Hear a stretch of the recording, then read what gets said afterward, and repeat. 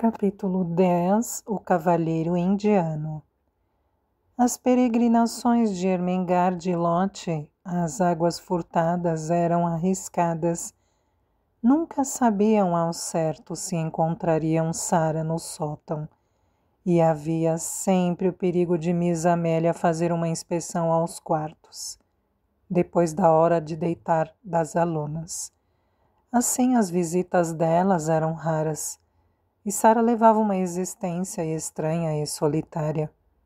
A sua vida era mais solitária durante as horas de trabalho do que quando estava no sótão. Nos pisos de baixo não tinha ninguém com quem falar, e quando a mandavam fazer recados e tinha que sair à rua, carregando cestos ou pacotes, tentando segurar o chapéu quando fazia vento e sentindo a água entrar nos sapatos quando chovia, era como se as multidões que por ela passavam lhe acentuassem a sensação de solidão. Nos tempos em que era a princesa Sara e saía de carruagem ou a pé, acompanhada de Mariette, a visão do seu rosto alegre e dos casacos e chapéus extravagantes despertara muitas vezes o interesse dos transeuntes. Uma menina feliz, bonita e bem vestida atrai naturalmente as atenções. Crianças maltrapilhas e mal cuidadas não constituem nem uma visão bonita nem rara o suficiente para levar as pessoas a virar a cabeça, para olhar para elas e sorrir. Ninguém olhava para Sara. Diria-se que era invisível enquanto avançava pelos buliçosos e apinhados passeios. Começara a crescer muito depressa e, uma vez que apenas vestia o que de mais simples sobrara no seu guarda-roupa, sabia que tinha um aspecto muito estranho e lamentável. Seus melhores vestidos eram coisa do passado, e tinha de usar os que restavam, até já não conseguir enfiar-se neles. Às vezes, quando passava por alguma vitrine que tivesse um espelho, começava a rir ao se dar conta da sua aparência. Outras vezes corava, mordia o lábio e acelerava o passo. Ao final da tarde, quando passava em frente às janelas iluminadas, costumava olhar para as acolhedoras e quentes divisões e distrair-se imaginando coisas sobre as pessoas que via sentadas diante das lareiras ou em redor das mesas. Gostava sempre de ver de relance o interior das casas, antes das portas serem fechadas. Na praça onde ficava o colégio de Miss Minchin, viviam várias famílias com as quais travara conhecimento e se familiarizara. A sua preferida dera o nome de família grande, não porque os seus membros fossem grandes, pois na realidade muitos deles eram pequenos, mas por serem tão numerosos. Havia 8 crianças na família grande, bem como uma mãe robusta de pele rosada, um pai robusto de pele rosada, uma avó robusta de pele rosada e vários criados. As 8 crianças, ora eram passeadas em carrinhos de bebê, por amas vestidas de forma confortável, ora saíam de carruagem com a mãe, ora corriam para a porta ao final do dia para receberem o papá e o beijarem, para pularem em volta dele e o ajudarem a tirar o sobretudo e lhe revistarem os bolsos em busca de presentes. Ora se juntavam à janela do quarto de brincar, olhando para a rua, empurrando uns aos outros e rindo. Na verdade, estavam sempre fazendo coisas divertidas e adequadas aos gostos de uma família grande. Sara gostava muito deles e dera-lhes nomes tirados de livros, nomes muito românticos. De vez em quando, em vez de família grande, chamava-os de Montmorency. A bebê rechonchuda e loura com a touca de renda era Ethelberta Beauchamp Montmorency. A bebê a seguir era Violet Cholmondeley Montmorency. O menino, que mal andava ainda e tinha umas perninhas muito gorduchas, era Sidney Cecil Vivian Montmorency. A seguir vinham Lilian Evangeline Maud Marion, Rosalind Gladys, Guy Clarence, Verônica Eustácia e Claude Harold Hector. Um final de tarde sucedeu uma coisa muito engraçada, se bem que em certo sentido não teve graça nenhuma. Vários dos Montmorencys estavam de partida para uma festa infantil, e ao mesmo tempo que Sarah ia passar frente à porta deles, as crianças atravessaram o passeio em direção à carruagem que as esperava. Verônica Eustácia e Rosalind Gladys, com vestidos de renda branca e magníficas faixas na cintura, tinham acabado de entrar, e Guy Clarence, de 5 anos, seguia no seu encalço. Era um menino muito bonito, de bochechas rosadas e olhos azuis, e uma cabeça muito redondinha, coberta de caracóis. Sarah esqueceu o cesto que levava no braço e a capa que a cobria. Na verdade, esqueceu tudo, menos que querer olhar para ele por um momento. Assim, parou no passeio a fitá-lo. O Natal se aproximava e a família grande entretinha-se aos serões a ler histórias sobre crianças que eram pobres e não tinham mamãs e papás que lhe recheassem o sapatinho e as levassem às pantomimas. Crianças que, na verdade, passavam frio e fome. Nestas histórias, pessoas amáveis, às vezes meninos e meninas com corações generosos, acabavam por reparar nas crianças pobres e lhes davam dinheiro ou presentes caros, ou então levavam-nos para jantar fartamente em suas casas. Guy Clarence ficara comovido até às lágrimas naquela mesma tarde, com a leitura de uma destas histórias, e ansiava por encontrar uma criança pobre e lhe dar uma moeda de meio shilling que possuía, provendo assim as necessidades dela para o resto da vida. Meio shilling, na sua opinião, significaria riqueza para todos sempre. Ao avançar pela tira de carpete encarnada estendida desde o passeio até a carruagem, levava a referida moeda no bolso das suas calças curtas, ao mesmo tempo que Rosalind Gladys estava na carruagem e pulava para o assento, para sentir as almofadas pular por baixo dela. Guy Clarence avistou Sarah parada no passeio, com seu vestido velho e curto, o chapéu roto e o cesto na volta do braço, olhando para ele avidamente. Achou que o olhar dela era de fome, talvez porque não comia há bastante tempo. Não sabia que os seus olhos tinham aquela expressão, porque ela ansiava pela vida acolhedora e feliz que ele, obviamente, tinha, a julgar pelas suas faces rosadas e por abraçá-lo e beijá-lo. O menino apenas sabia que ela tinha olhos grandes e um rosto descarnado, pernas magras, um cesto velho e roupas gastas. Assim, levou a mão ao bolso, pescou a moeda de meio shilling e avançou até ela com uma atitude afável. Aqui, pobre menina, é meio shilling, estou te dando, é para você, disse ele.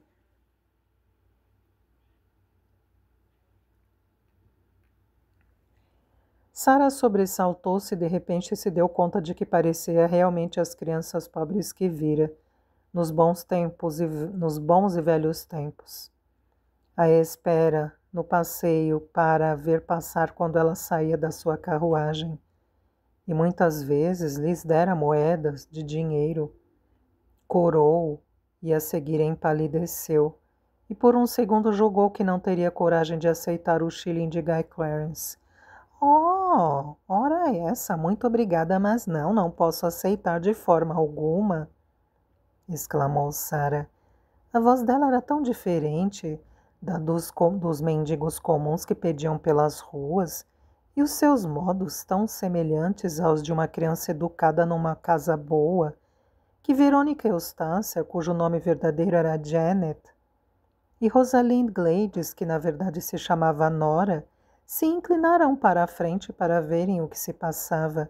Contudo, Guy Clarence não seria contrariado na sua ação de benevolência e colocou a moeda na mão da menina. Sim, tem que aceitar, menina pobre. Com este dinheiro poderá comprar muitas coisas para comer, é meio shilling, insistiu ele num tom resoluto. Havia tanta candura e bondade no rosto dele, e era tão fácil ver que recusar o deixaria desolado, que Sara percebeu que não podia deixar de aceitar.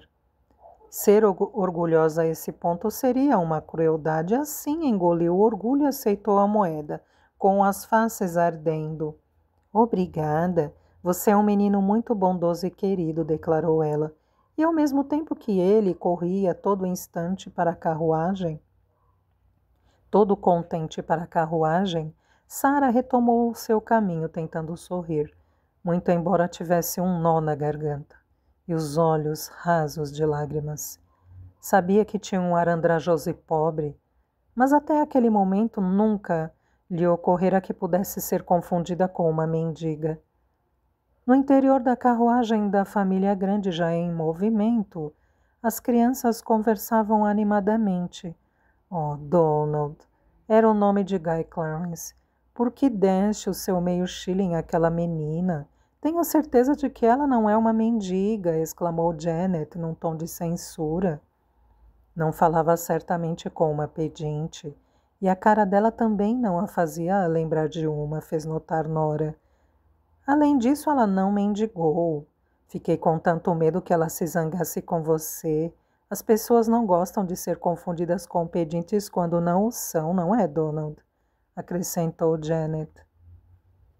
Ela não ficou zangada, argumentou Donald, um pouco desanimado, mas ainda convicto dos seus atos. Sorriu e disse que eu era um menino muito bondoso e querido. E sou. Eu lhe dei meio shilling. Janet e Nora entreolharam-se. Um pedinte nunca diria isso. Teria dito muito agradecida a menina do fundo do coração. E talvez tivesse feito uma vênia. Sem que Sara tivesse conhecimento, a partir daquele momento, os membros da família grande ganharam um interesse por ela tão grande quanto o que ela já sentia por eles. Quando Sara passava, corriam às janelas do quarto de brincar e em redor da lareira decorriam muitas discussões sobre ela. É uma espécie de criada do colégio. Não me parece que tenha família. Suponho que seja órfã. Mas não é uma pedinte, por mais maltrapilha que ande vestida, dizia Janet. A partir de então, começou a ser conhecida entre eles como a menina que não é mendiga, o que obviamente era um nome muito comprido, e soava muito engraçado quando às vezes os mais novos os diziam às pressas. Sara conseguiu fazer um buraco na moeda e à toa a um pedaço velho de fita ao pescoço. O seu afeto pela família grande aumentou, bem como o afeto que sentia por tudo aquilo a que podia dar o seu amor. Estimava Beck cada vez mais e costumava ansiar pelas 2 manhãs por semana em que ia ensinar francês às mais pequenas. As suas alunas adoravam-na e bulhavam umas com as outras pelo privilégio de ficarem junto dela e lhe darem discretamente a mão. Senti-las aninharem-se alimentava o seu esfomeado coração. Tornara-se tão amiga dos pardais que, quando ficava de pé em cima da mesa, colocava a cabeça e os ombros para fora da janela das águas furtadas e cheureava, ouvia quase de imediato um esvoaçar de asas e trinados em resposta. Um pequeno bando de passarinhos então surgia e pousava nas telhas para falar com ela e se deliciar com as migalhas que ela lhes dava. Quanto a Melquisedeque, Sara e ele eram de tal forma chegados que o roedor, por vezes, fazia-se acompanhar da esposa e, de vez em quando, de um ou dois dos seus filhos. Sara costumava conversar com ele e, de alguma forma, sentia que ele a compreendia. No seu coração nascera, entretanto, um sentimento muito estranho em relação a Emily, que do seu lugar aos pés da cama contemplava tudo. Este sentimento surgira num momento de grande desolação. Sara teria gostado de acreditar ou de fazer de conta que Emily a compreendia e compadecia dela. Custava-lhe admitir para si mesma que a sua única companheira não a escutava, nem sentia nada. Costumava às vezes acomodá-la na beira da cama e sentar-se de frente dela no velho escabelo encarnado, contemplando-a e imaginando coisas a seu respeito, até que os seus olhos se esbugalhavam e a sua fisionomia se alterava, exprimindo uma espécie de medo, em especial à noite, quando tudo ficava muito silencioso e o único som que se escutava no sótão era o ocasional esgravatar e chiar da família de Melquisedeque na parede. Numa das suas histórias de faz de conta, Emily era uma espécie de bruxa boa que podia protegê-la. Às vezes, quando a sua imaginação a levava a ficar tão absorta que era como se estivesse em transe, fazia perguntas a Emily e quase sentia que ela iria responder, mas isso nunca acontecia. Quanto a isso, pensava Sara tentando se consolar, eu própria não respondo muitas vezes. Nunca respondo, sempre que posso evitá-lo. Quando as pessoas nos insultam, o melhor a fazer é não lhes dizer uma única palavra, olhar para elas e colocar-nos a pensar. Miss Minchin fica lívida de raiva quando faço isso. Miss Amélia fica assustada, tal como as meninas. Quando não nos deixamos levar pela raiva, as pessoas percebem que somos mais fortes do que elas, pois conseguimos controlar os nossos sentimentos e elas não, e dizem coisas disparatadas que mais tarde desejavam não ter dito. Não existe nada mais forte do que a cólera, a não ser o que nos faz contê-la, e isso sim é mais forte. É muito boa a estratégia não responder aos nossos amigos. Raramente o faço. Talvez a Emily seja mais como eu do que eu mesma. Talvez prefira não responder aos seus amigos. Guarda tudo no seu coração. Por mais que tentasse satisfazer-se com tais argumentos, isso não era fácil. Quando no final de um longo dia e árduo, passado a correr de um lado para o outro, fazendo recados demorados na chuva e no frio, entrava em casa molhada e cheia de fome, era de novo mandada para a rua porque ninguém se lembrava que ela era apenas uma criança, que as suas magras pernas podiam estar cansadas e o seu corpo enregelado. Quando apenas recebia palavras ásperas e olhares gélidos e humilhantes em agradecimento. Quando a cozinheira era insolente e grosseira. Quando Miss Minchin estava de pior humor do que o habitual. E quando as meninas cochichavam umas para as outras, zombando do seu aspecto. Nessas alturas não conseguia reconfortar o seu coração magoado, orgulhoso e solitário perante a atitude impassível e indiferente de Emily. Nessas alturas não havia faz de conta que a consolasse. Numa dessas noites, chegando ao sótão, cheia de fome e de frio, com uma tempestade a graçar-lhe no coração, o olhar de Emily pareceu-lhe tão vazio, as pernas e braços de cerradura tão inexpressivos, que Sara perdeu o controle sobre as suas emoções. Estava sozinha no mundo. Não tinha mais ninguém a não ser Emily, E ali estava ela, sentada, imóvel. Morrerei em breve, começou a dizer. Emily continuou a olhar para a frente, para o vazio. Não suporto isso, continuou Sarah tremendo. Sei que vou morrer, tenho frio, estou encharcada e morro de fome. Andei o dia todo sem parar e de manhã à noite só ouvi broncas. E porque não consegui encontrar a última coisa que a cozinheira me mandou comprar, ela me negou o jantar. Algumas pessoas riram de mim porque os meus sapatos, de tão velhos e gastos, me fizeram escorregar na lama. Estou toda enlameada, e mesmo assim riram de mim. Você está ouvindo, Emily? Olhou para os olhos vítreos e o rosto complacente da boneca, e de repente uma espécie de raiva desgostosa apoderou-se de si. Levantou a mão e derrubou Emily. A boneca caiu ao chão. E Sarah, que nunca chorava, começou a chorar desconsoladamente. Você não passa de uma boneca. É o que você é. Uma boneca. Uma boneca. Não se importa com nada. É feita de serradura. Você nunca teve coração, não sente nada. E coisa alguma pode lhe dar sentimentos. Não passa de uma boneca, gritou ela. Emily estava no chão, as pernas dobradas ignominiosamente por cima da cabeça, a ponta do nariz partida, mas mostrava-se calma, até mesmo solene. Sarah escondeu a cara nos braços.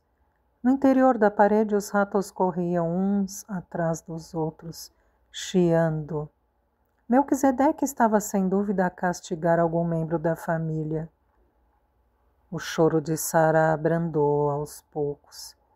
Era tão incomum perder o controle que ela própria ficou surpreendida.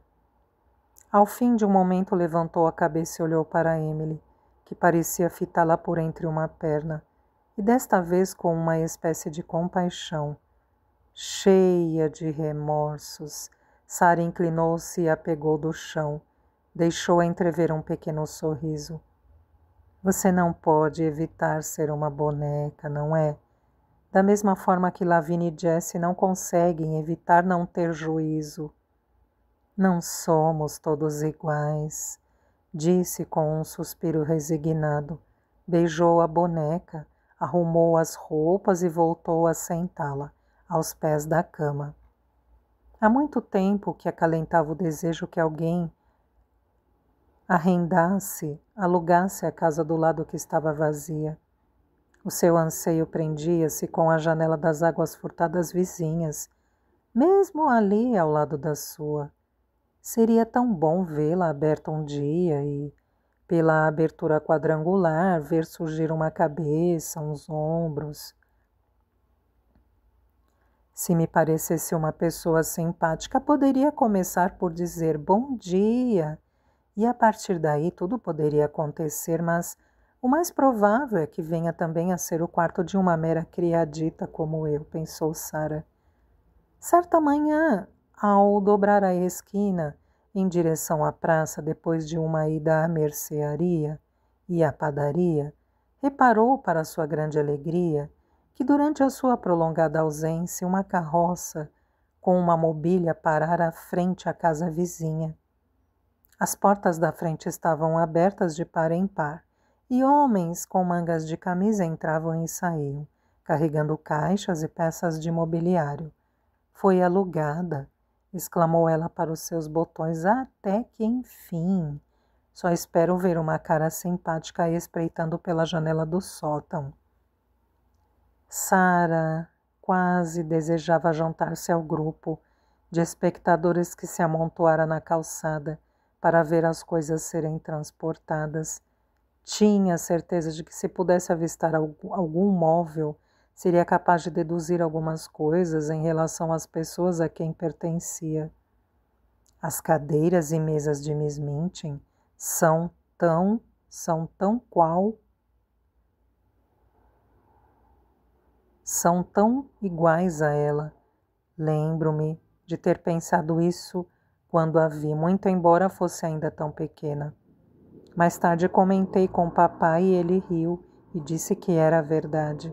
Estou certa de que a família grande tem sofás e cadeirões espaçosos e confortáveis, e eu já reparei que o papel de parede, floral e colorido, condiz com a perfeição com eles. Tem um ar alegre, simpático e feliz.